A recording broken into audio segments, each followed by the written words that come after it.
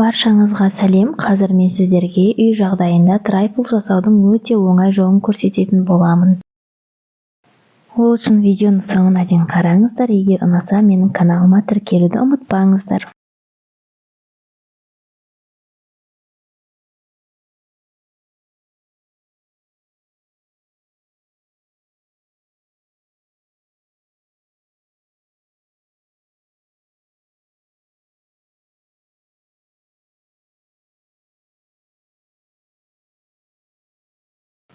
Ең алдымен біз барлық заттарымызды, қосатын қоспаларымызды дайындап аламыз.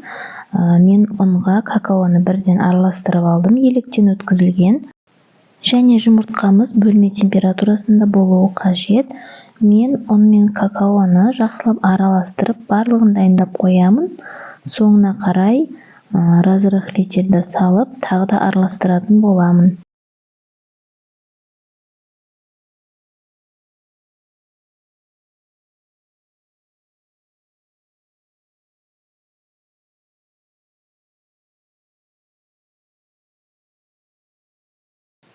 Біз ең алдымен бөлме температурасында тұрған жұмыртқаларымызды жарып салып аламыз.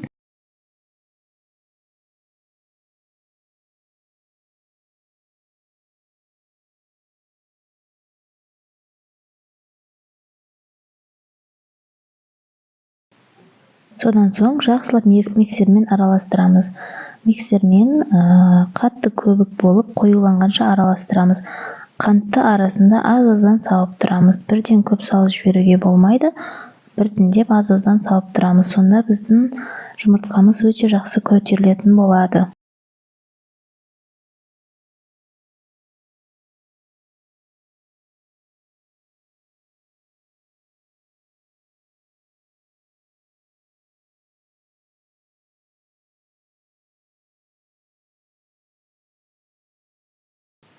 Міне біздің жұмыртқамыз жақсылап көтерілді, аппақ көбікке айналды. Енді біз жұмыртқамызға ұнымызды, какао, разрыхлитель үшеуін араластырып қосамыз.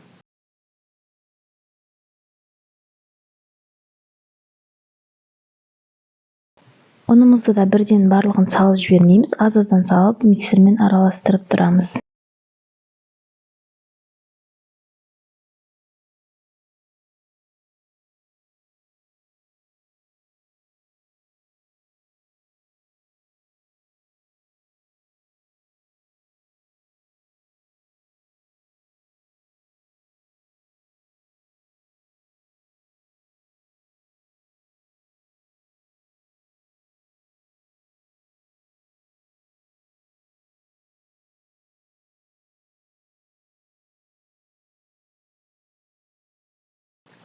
Біздің тестамыз дайын болып қалды. Міне осылай әдемі қою теста болып шығады.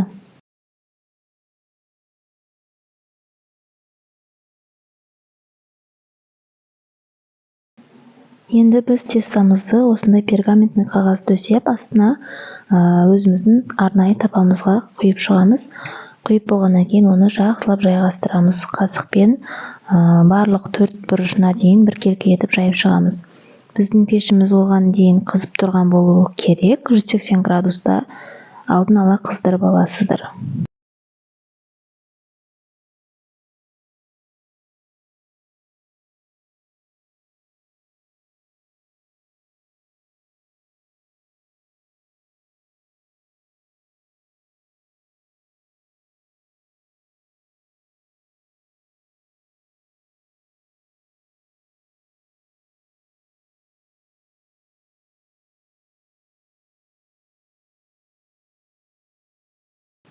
Біздің қамырымыз дайын болып қалды, яғни піскенін көру үшін ең алдымен шпажка немесе осындай шидің, құрғақ ағаштың немесе осындаймен тексеріп аласыздар. Бір тығып, егер құрғақ болып шықса, ол пісті деген сөз.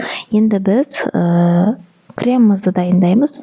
Мен кремді осылай сливкимен жасаймын. Сіздерде сливкимен немесе қаймақпен жасасаңыздар болады. Сливкиден бізге 300-400 грамм қажет болады.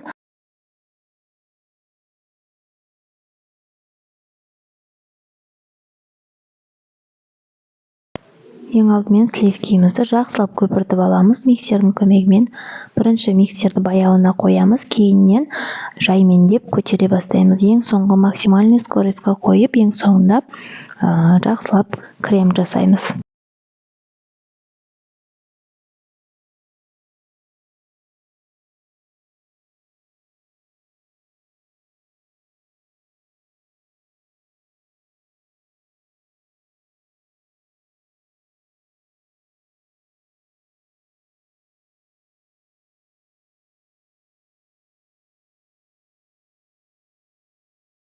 Міне біздің креміміз дайын болды. Мен творожный сырдан кішкене қосып, тағы да араластырып алдым. Енді сахарный пудраны себетін боламыз. Мен сахарный пудрадан 200 грамм қостым. Осылай пакетиктегі 50 граммдық сахарный пудраны қостым.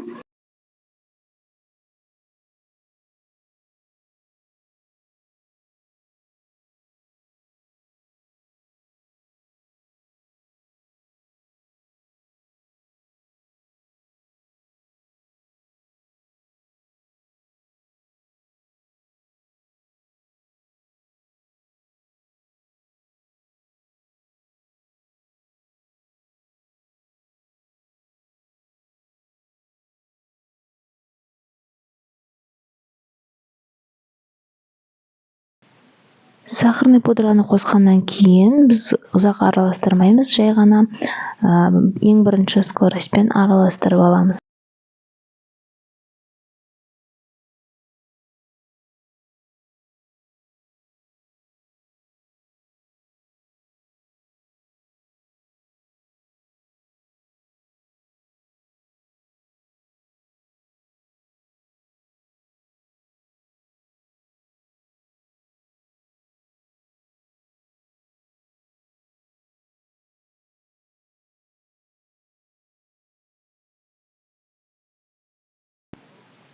Біз қамырымызды кеспес бұрын ең алдымен глазурымызды дайындап аламыз және оны суытып қоямыз. Мен Қазақстан шоколадын қостым және оның бетіне обычно 82,5% маргаринді салдым. Бұны сосын водяной баняда ерітетін боламыз. Енді біз қамырымызды осылай вилкамен жайлап кесіп шығамыз. Яғни тырмалап осылай. Сол кезде біздің қамырымыз жақсы майда болып шығады. Осылай майдалап алғаннан кейін оны өзіміздің арнайы ыдыстарымызға салып шығамыз.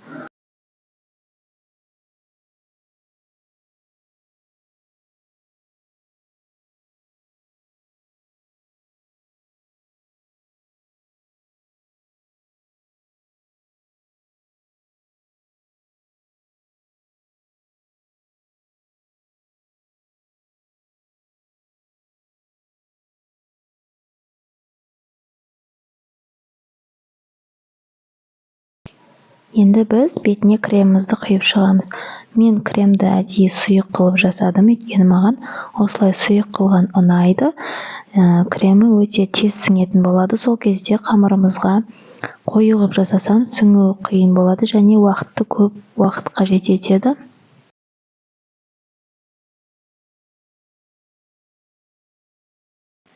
Мен арасына заморозить етіп қойған осындай малиналарымды салып шығамын. Егер қаласаңыздар, үйлеріңізде жазда жасап қойған осылай морозильниктегі малиналарыңыз бар болса, салып шықсаңыздар болады. Дәмі өте керемет болады. Мен осылай банан екеуін араластырып салып шықтым.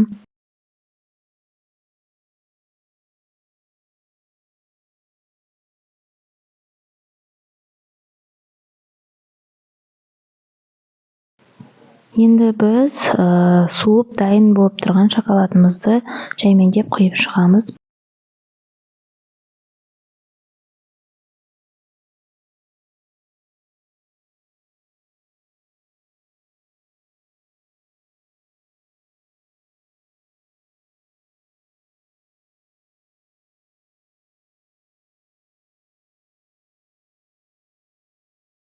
Шоколадымызды құйып болғаннан кейін оның бетін қасықпен немесе шпательмен жайып, бетінен жағып шығамыз.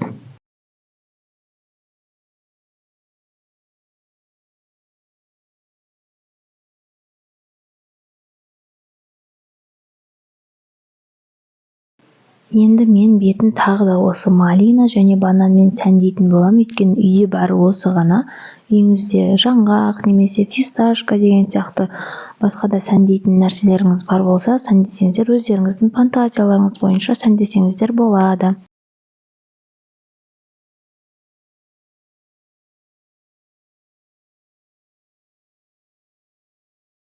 Міне біздің трайфлымыз дайын болды. Өте керемет болып шықты. Жасап көріңіздер үйлеріңізде, отбасыларыңызды және балаларыңызды қуантыңыздар. Видеом ұнаса каналға тіркеліп лайк басып, комментарий қалдырып кетіңіздер.